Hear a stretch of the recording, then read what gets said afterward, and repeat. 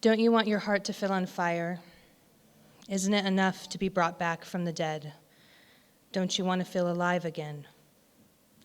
Dear one, never settle nor comply that your fate leaves no room for intrinsic evolution. There is so much more ahead for you than what you claim to be your end. I wrote that small piece in 2013 when I knew that my marriage was over and I was looking for the courage to walk away. I was barely 29, terrified of failure, and living with a bad case of generational pride. But those words became my mantra, the mantra I heard in my head over and over again that helped me walk away and start anew. I've been strangely accustomed to failure. I've had my fair share. I think that's what happens when you're an artist. It feels like an addition to your identity, doesn't it? Like, hi, I'm Felicia Sabartinelli. I've encountered countless rejection as an actress. You're too thin, you're too fat, your teeth aren't straight enough, you're too old, too young. I've encountered rejection as a writer. You know, you're just not right for us. Your writing style is different. You don't write normal poetry. It's too experimental. And don't get me started on the other levels of rejection I have encountered but survived. If you had asked me 20 years ago, what would I be doing at 36? I would have said, I'd be an EGOT winner, so I'd have an Emmy, a Grammy, a Tony, and an Oscar. I would be living in New York or LA as a multimillionaire, of course. I would have a mansion with my own home theater and a bowling alley. I would have had a #1 album, a poetry book, my own production company, and I would be directing and probably married to Elijah Wood or Joshua Jackson. Still love them both. If you had asked me 10 years ago, I would have said, actor on Broadway and film, writer, mother and wife. 5 years ago, I would have said, writer, world traveler, hopefully a mother and a wife. And a year ago, I probably would have just said, I just hope I'm alive and I'm happy. As a teenager and young adult, and like many of you, I suffered from adolescent idealism, that ego-driven belief system that, only allows you to see things in black and white, where no matter what anyone else said to me, I knew better. And because of this, my dreams were one-dimensional. They were based on outcomes and not the journey. Like I will have this and I will have that, and I'll be gifted these awards and these accolades from my peers, and those accolades will be enough. But they were outdated. They were empty. They were shallow versions of a future. So, anytime I pursued my dream, my creative work, I was collecting praise and awards and calling that success. I was cashing in for that quick and fleeting comment. And it didn't matter if my poetry or my portrayal of Angelique, an imaginary invalid, or my artwork was not my best work. It still got me the attention I craved. And because of that, I was never able to really push myself further and deeper. I was shallow water. So after a while, and through the years, the accolades started to feel more like flattery and less genuine, because I wasn't really proud of my work. And it didn't make me feel good anymore. In fact, I felt more empty. I felt more lost. And I felt less like me and more like a stranger in my own skin. Why? There were periods of time in my 20s where I was not creating anything. I wasn't acting or dancing or drawing, and I wasn't pursuing any creative venture, even though my heart deeply ached for it. And when I did try to create, I felt so disconnected, driven by all the wrong intentions and never in touch with me. And it only got worse when I was happy or frustrated with my life. So, when my marriage ended, I thought that all my creativity would come back the moment my relationship ended. But it didn't. I spent months hiking and camping and forging new friendships, and I spent time being present and not doing any real work, like healing. So what I was feeling post-divorce was a multitude of feelings. I'm sure you can all relate. Shame and guilt, pride, failure, sadness, anger. But I masked it with happiness, adventure, freedom. Then one day, I began to write poetry again. I wrote and posted a poem on my Instagram feed every single day. And were they great poems? Probably not. But I thought of it as my new mantra was I just needed to write and just get in touch with those feelings again and feel that emotion and be at home with it. And so I soon found that as I began to write, I began to take the layers off of this mask that I had created for my new life. In the fall of 2014, a year after my marriage ended, I saw that Hearst, the major publication company, was looking for new writers with stories to tell. And specifically, they were looking for one area where they wanted stories: miscarriages. I had suffered 2 miscarriages during my marriage that literally destroyed me. So I knew that I had a story to tell, but I didn't know if I was ready. I hadn't spoken much about the experience, and I felt a lot of shame about it. I mean, how could I, a woman, not be able to carry a child in the prime of her life? So I sat down on my computer and I started writing. And when I had a draft done, I read it and I realized it was all surface emotions. It said it sucked, it was bad, I was sad. It sounded like a really bad Dr. Seuss novel. So I knew in that moment, if I were going to share this experience, I was going to have to share everything. Every embarrassing thought or conversation I had in my head, or hell, that I even had out in my car. I was going to have to share the things I was scared of others knowing and that I was ashamed for feeling. So I focused. I wrote, and I was super uncomfortable. But when I finished that first new draft, I felt a sense of relief. Like everything I had bottled up was gone, or at the very least, it wasn't so stiff inside of me. Once I was done, I submitted it, and I really didn't think much more about it. I thought, okay, what are the chances that they're going to read this or even like it? 24 hours later, I had heard from Hearst. They read it, they liked it, and they were going to publish it. If any of you have seen my TEDx talk, you may know this part, but when I read the email, I did this happy dance, and I'm totally not going to do it for you for your own safety. But it's like a dance jig thing. It's very similar to what I did when I was 14 watching the Backstreet Boys, so yeah. Yeah! Yay, we'll all join in a happy dance later. So after my happy dance, I remember suddenly just kind of stopping because I realized, holy shit, everyone is going to know. So another 24 hours later, my article was published with Good Housekeeping.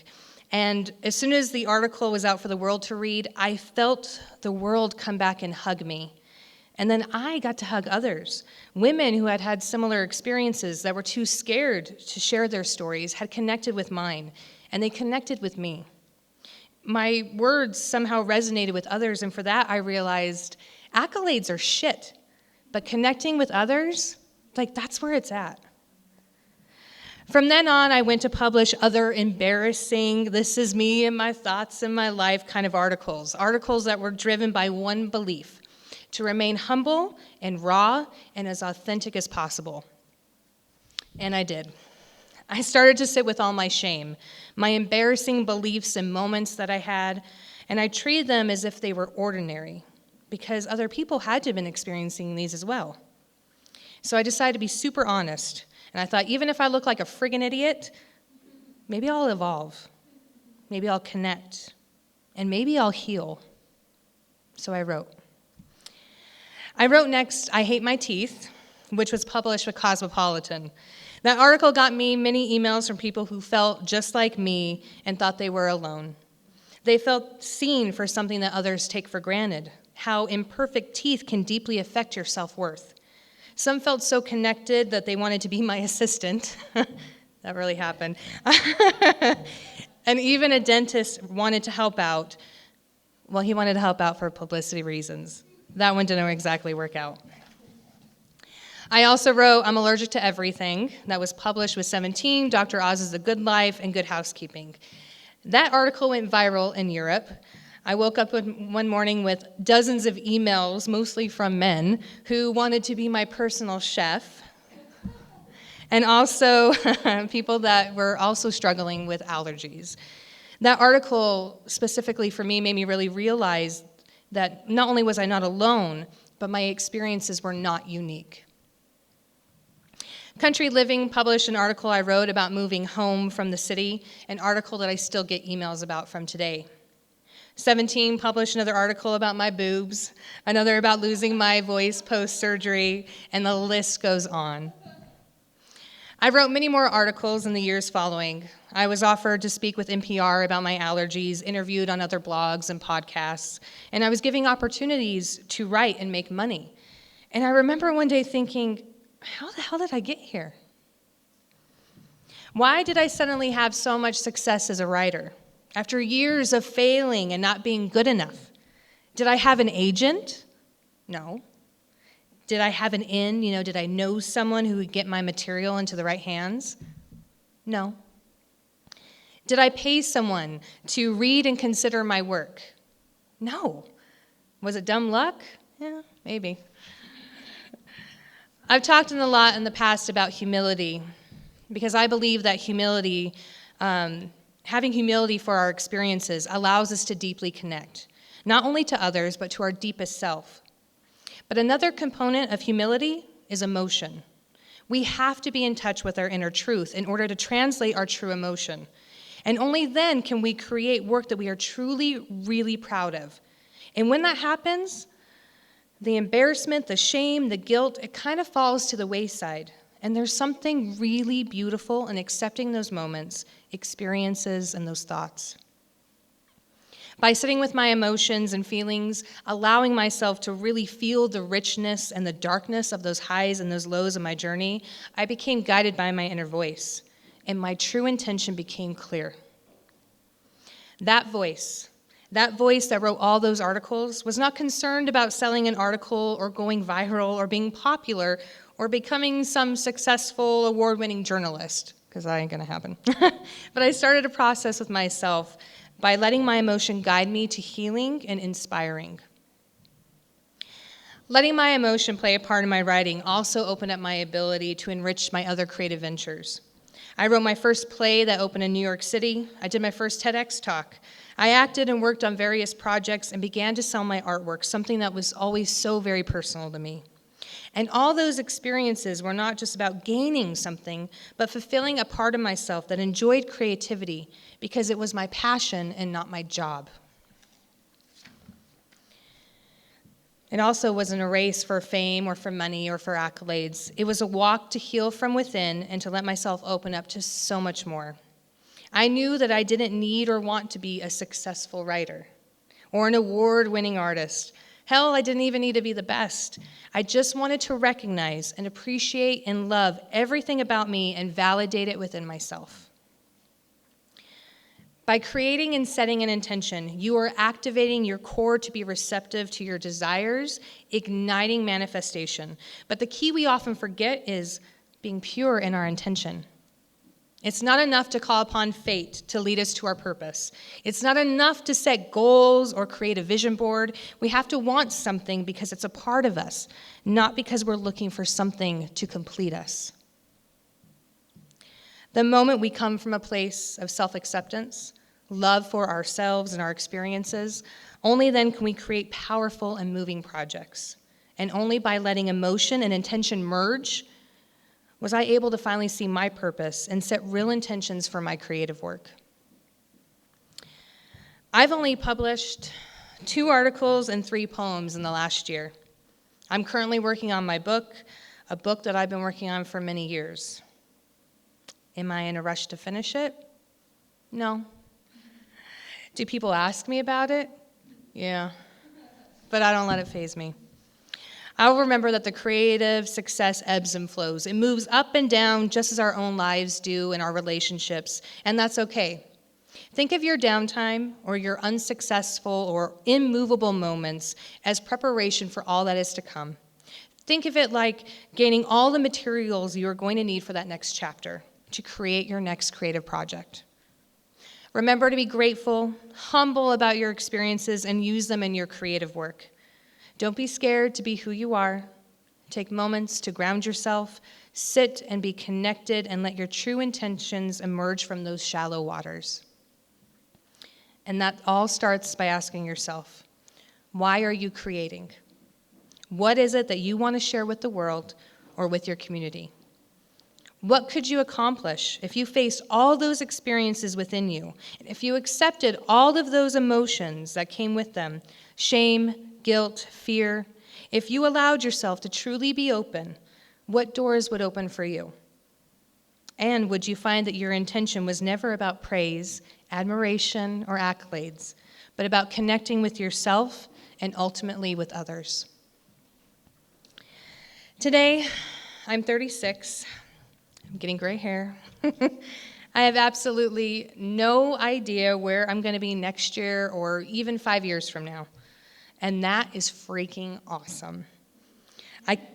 I cannot wait to see where my journey leads me, how my emotion and intention will continue to merge and lead me down paths that I never even expected into a life that I can only imagine. So as you leave tonight, I just want you to remember this. Dear one, never settle nor comply that your fate leaves no room for intrinsic evolution. There is so much more ahead for you than what you claim to be your end. Thank you.